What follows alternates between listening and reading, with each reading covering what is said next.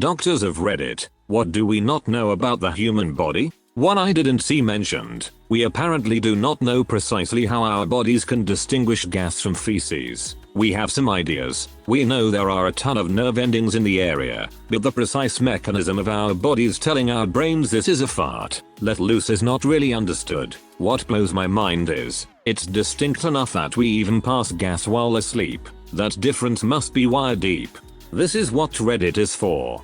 Had a pathologist tell me that the interesting part of his job wasn't finding out how someone died, it was seeing everything that can be wrong with someone. So many life-threatening or life-altering, horrible things that a person can have going on and still be alive. Good friend died of pneumonia. He was too busy at work, couldn't afford to take time off. He kept using over-the-counter medications for the symptoms. He died unattended, so the coroner had to get involved. They did an autopsy. His body had cancer in 3 different places. He never stopped. Dude was old time tough. There was a study in a Scandinavian country that did breast biopsies on women of a wide range of ages who died of non-cancer related reasons: accidents, murder, peacefully in their sleep. And it was something like 15% of the women had cancerous clusters or something. If they had found during their life, they would have been treated for breast cancer, ranging from stage 1 to stage 3. And it was really spread across the age range too. Also, most men get prostate cancer at the end of their lives, but they can just live with it.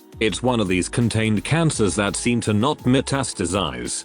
I am a dermatologist. We do not know what exactly causes itching, like the molecular pathways for it. That is why it can be so hard to find a good treatment when a patient comes in for itchy skin. Yeah, I learned this one the hard way. I have one on my arms that's killing me. I can't remember the scientific name right now, but I see a lot of people call it hell's itch, and it's probably spot on. They said this one is caused by a pinched nerve in the neck, and one of the only things that helps it is capsaicin creme. Some days that stuff don't bother me, other times I feel like I'm going to have a chemical burn. At least my arms don't itch then, lol. I am an anesthesiologist. We still do not really know why inhaled volatile anesthetics like sevoflurane, the principal anesthetic agent used to maintain general anesthesia, work. We kind of have an idea of maybe how it happens, but really we do not know. It is commonly said in my field that whoever figures this out will win the next Nobel Prize in medicine.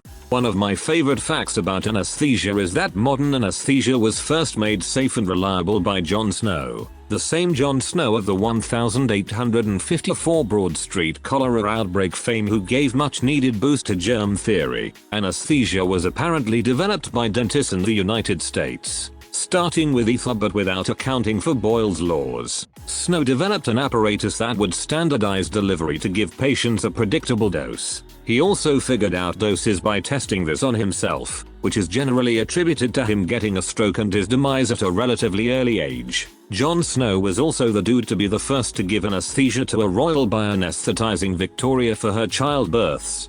I am a sleep specialist. While we do have some good theories about some of the functions of rapid eye movement REM, as far as how it affects the brain and health, we still do not fully understand the purpose of dreaming. Like, why do we dream at all, and why do dreams have a narrative instead of random incomprehensible imagery? Unfortunately, this is unlikely to even be solved. I'm a PhD. Right now we are working on the connection between our intestinal microbiome and neuropsychiatric disease and brain aging. For instance, people with inflammatory bowel disease are more likely to develop dementia and experience comorbid anxiety and depression. But we don't know why. 100 years from now people are going to be like, and in ancient times they didn't know your digestion affected your brain. OBGYN here. We still don't know exactly what makes labor start. We know all about the mechanics and physiology, but we don't know what makes the average uterus say it's go time. The gut microbiome. While it is well known that the gut plays a huge role in digestion, researchers are discovering just how much our gut bacteria affect other parts of our health, like mood, immunity, and even brain function. We do not know the precise mechanism by which vitamin B12 deficiency causes nerve damage. We know that it happens, but not why. Many medical things are like that, easily observed and proven cause and effect, but complex and unclear mechanisms. Much of biology is still a black box to us. Neurological stuff in particular is full of this. Lots of we definitely know damage here causes effect XYZ, but not Y. I have a very niche answer. We don't know what is supposed to naturally bind to the area that benzodiazepines work at. Benzodiazepines are medications like Xanax and Valium. They produce anti-anxiety effects, and they have a very distinct chemical shape to fit into the benzodiazepine site in a group of 5 proteins. But we don't know what is supposed to go there. Many medications are analogs of naturally binding molecules that we copy and then use to create an effect. The benzodiazepine site is for something, we just don't know what. So essentially, we are trying to find the endobenzo. There are organelles called volts in human cells and in most other eukaryotic species. They are made of 78 copies of a protein called the major volt protein, totaling about 3 times the size of a ribosome, and larger than most viruses. Their function is not totally understood, but it is probably something to do with the nucleus, though analogs of the genes for volts even appear in bacteria. As they are found in such a wide variety of species, life on Earth must have started making volts early in its history. The similarity of the genes encoding volt proteins across diverse species would presumably indicate the importance of volts for viable life. But experiments haven't shown a great deal of harm done to laboratories animals that had their volt genes knocked out. Even stranger, several of the species used in laboratories as model organisms naturally lack volts. The use of these organisms long predates the discovery of volts in 1986, with some going back over a century. All I know is that when I was building my model of a cell in high school, no one told me I needed to include any volts. But it definitely had mitochondria, the powerhouse of the cell. Apparently we know next to nothing about fibroids, which like 75% of women have at some point in their lives. That is great, considering that the largest one removed was 100 pounds, so not exactly a minor issue. There are theories about different hormones and what things put you at higher risk, but aside from having surgery to have your existing ones removed, there is basically no information on what you can do to prevent them from coming back. This is endometriosis. It is wild and crazy making. Doctor here. Off the top of my head, here's a few deceptively big ones. 1. We still are not exactly sure how anesthesia works. We just know it causes certain effects, and they are useful so we use it too. Psychiatry is still shockingly infantile in our understanding of human disorders. It is constantly in a state of flux. We do not understand a lot about the medications we currently use, and the diagnostic criteria for disorders still changes as we realize, hey, maybe all these behaviors are not the same source disorder. It is incredibly hard to diagnose when the criteria is largely based on self-report and subjective observations. 3. To lesser degree than psychiatry, neurology is still learning a lot. It is further because you can observe more objective findings in neuro than psych. But we still struggle a lot with how brains function. 4. Immunology. Do not even ask me, because no one knows really. 5. Yawns. Still guessing on why that happens too. There are some theories, but that is the best we got. I had a major traumatic brain injury about a decade ago. Shockingly, there was no neck damage, despite the cause of the injury, rotational fall from the horse, with a skull fracture from being kicked as the horse fell over me. I was up and walking 45 minutes after a rotational fall without a helmet, which basically means that I have the best guardian angel in history or something. But the after effects of that were really strange. It would take way more time to fully write out on my phone's keyboard than I'm willing to spend right now, but it caused such a shift in my personality for the longest time. I felt like my soul was broken. One of the most comforting things, though, was going through neuropsych testing and finding there was no statistically significant change in my cognitive abilities from the accident. I had neuropsych testing data from before the accident, which was probably interesting for the doctor. I don't know how many cases there are of somebody with neuropsych testing from before and after a major TB, but it didn't help with the "why do I feel like I'm wrong" inside question. Finally, I came to realize that our brains and minds are wholly biological. A big impact is enough to change us fundamentally, which means that everything we are is physically there. I felt different because I became different. In a way, it's like the old me died at 19 and the new me was born. I am a nurse, not a doctor, but in school I learned that when in vitro fertilization was being pioneered, scientists were unable to create an embryo from the combination of sperm and egg. It was not until they added female secretions in that they were able to produce viable embryos, and they do not know what role those secretions play in the process. This was about 15 years ago, so if anyone has new information on the topic I would love to hear it. I can answer this one. The reason why adding female secretions was required to produce viable embryos was because of the role they play in facilitating a process called capacitation. Basically, sperm are not ready to fertilize an egg at the time of ejaculation. They cannot move very well and they cannot penetrate this protective outer coating surrounding the egg called the zona pellucida. Exposure to the vaginal environment is what triggers the processes to occur that enable the sperm to swim and get through that outer coating, so they can fertilize the egg. It was that assisted reproductive research you mentioned that led scientists to discover and try to understand all this stuff. Idiopathic pulmonary fibrosis, a disease that causes diffuse scarring fibrosis of the lung. Anytime you hear idiopathic in medicine, it essentially means we do not know what causes it. There are multiple fibrotic lung diseases that they have identified the causes of over the years. In general, any idiopathic illness is likely something we will know much more about one day. This just comes first to mind.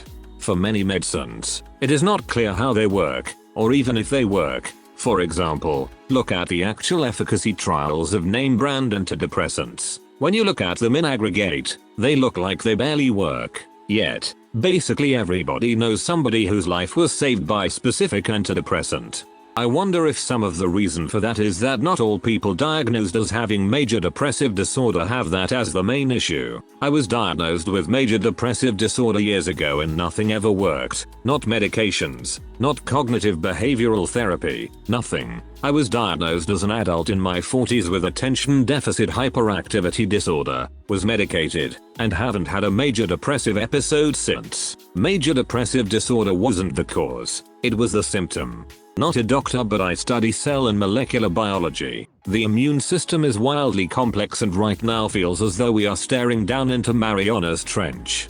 It is not cancer. It is cancer. And every specialized and stem cell, undifferentiated pluripotent cell, is at risk of mutating into something that does not stop multiplying. The cancer of a specialized gland cell is called adenocarcinoma. The cancer of a skin cell is called squamous cell carcinoma. The cancer of a melanocyte is melanoma, and so on. So anytime someone says they are hiding the cure for cancer, they are being magnificently ignorant pathologist. Have you ever had a muscle knot? Well, apparently they are undetectable by any test or machine, and medicine has not yet figured out what is going on in our bodies when we experience them. Yet we have figured out that if you stab them with a needle it fixes them. Not a doctor, but the amount of I don't know I got from doctors when I asked questions during my treatment for breast cancer was astounding. That's not to imply they were useless or didn't know what they were doing. I just asked a lot of questions, lol. Me. Why do I need to take Claritin before chemotherapy? Nurse. It helps with bone pain. Me. Oh, that's interesting. Why is that? Nurse. Nobody knows. Me. What's the cording I'm experiencing in my arm following my mastectomy? Physical therapist. Nobody actually knows what it's made of or where it comes from. Me. Why am I suddenly unable to eat gluten following my cancer treatment? Gastroenterologist. Trauma. Probably. Having cancer really made it clear to me that so much of the human body is still a mystery. What kind of ramifications menopause really has on the female body, or how the female body actually reacts to any kind of medication, in contrast to the male body, since for too long the standard has been male test subjects. If I am not mistaken, do we still not have a definitive cause for migraines? Edit to add, it took me years to find my trigger, sleeping on my back, exacerbating my apnea. I would wake up with a raging headache at 4 AM and vomit 2-3 times an hour until 2 PM. Twice a month. I couldn't eat, drink, take medicine, drive, talk, watch TV, or think. I would spend the day alternating between the bathroom floor or in bed hallucinating from the pain. I got a teeth piercing nearly 4 years ago, and it changed my whole life. I can count on one hand the number of times a headache has made me vomit since getting the piercing. If I wake up with one, I maybe get sick once. take an extra strength Tylenol, and lie down for an hour, and it's like I never had anything wrong to begin with. Edit 2. I feel like migraines are one of the most polarizing health issues. Ask any sufferer, and they will tell you about the absolute heck they experience, and everyone's triggers and cures are different. I am a surgeon scientist still in the decades of training, but toward the end, I am planning to subspecialize in trauma surgery and critical care, so that is where most of my interest lies. Something I am currently studying is understanding who lives and who dies after major trauma, also known as why are some patients resilient and bounce back after trauma, while others never recover or die, even when it is the same injury pattern, severity of injury, age, comorbidities, etc. In the same line of thought, there is a lot of intensive care unit ICU medicine we do not know. Once you are in the ICU, like with trauma or with sepsis, we mostly use supportive care and are behind the ball in treatments as we do not understand the pathologies well enough to take active preventive measures. So, like trauma patients in the ICU are at substantially higher risk of infection, usually ventilator-associated pneumonia, but we do not know why, who is going to get it, and we do not prophylactically treat either, but wait for it to happen. Similarly for trauma, we do not know even the most basic pathways of how the body responds to trauma, why severe trauma leads to a massive systemic response while less severe, how is that defined even leads to a more localized response, to then even figure out which pathways can be targeted to help with recovery. Unexplained infertility is the actual name of an actual diagnosis given to my wife and me because according to every test, based on what modern medical science knows about fertility, we are fine. We should be able to conceive. All the numbers are right. We probably even would be able to conceive, either of us, with different partners. But no one knows why the two of us can't, together. And it happens to far more couples than anyone talks about. But the only diagnosis we all get is unexplained infertility. We still do not know what actually causes attention deficit hyperactivity disorder ADHD, which is why it is not readily accepted as being a real disorder by much of the population, and people think it only affects attention. However, without trying to make this into a lecture and keeping it short, there's a very active part of the brain that does a lot of things. We do not know what those things specifically are, but there are a lot of indicators it does something big. The claustrum, the theory goes, it is the part of the brain responsible for actual consciousness. But back to the ADHD part. 2 to 5% of people have ADHD. If you are on social media you can tell it is a lot of people. Additionally, the leading causes of death for people with ADHD are suicide and murder. That is right. If you have ADHD, you are more likely to die of suicide or murder than to live to old age. Yes, if you have ADHD you literally have an actual disorder that means you will either off yourself or get killed by someone else, but I digress. What we do know, the claustrum lights up with greater activity with people who have ADHD. We know when the claustrum is inhibited in rats, they kind of just do whatever. If one day we understand the claustrum better, and it turns out that is responsible for ADHD, that would mean the general public could finally come to understand, especially the parents of ADHD kids, who are significantly more likely to abuse their ADHD children, that they are actually mistreating their kids because of a health issue more closely related to epilepsy than just lack of discipline or behavioral problems. That shift in thinking would save lives. I hope the purpose of the claustrum is clearly identified and understood one day. It also might mean people with ADHD may experience human consciousness very differently, too, and that is where it gets really interesting. Oh, I'm going to have to look into this. I always knew I was different, but not in a social or behavioral sense, but like an internal world sense. As in, my reality is always that I consistently derive different sensory data from my environment. A physical component in the brain being responsible is somewhat comforting. Thank you. How basically any of medical science works in relation to women and their bodies. Almost all the data is based on men, and a lot of it almost exclusively. Studies on hormones and hormone therapy are so minimal. It is a dang shame. Shout out to all the non-medical people on here that are reading the comments like we understand what the heck is being said. Lol. Patient of Reddit here with chronic illnesses that no one can solve and injuries that have never healed. We know very little about the human body, but still more than we used to. As always, I'd love to hear your thoughts. reactions, and of course, your own wild stories in the comments. And here's another video YouTube thinks you'll love.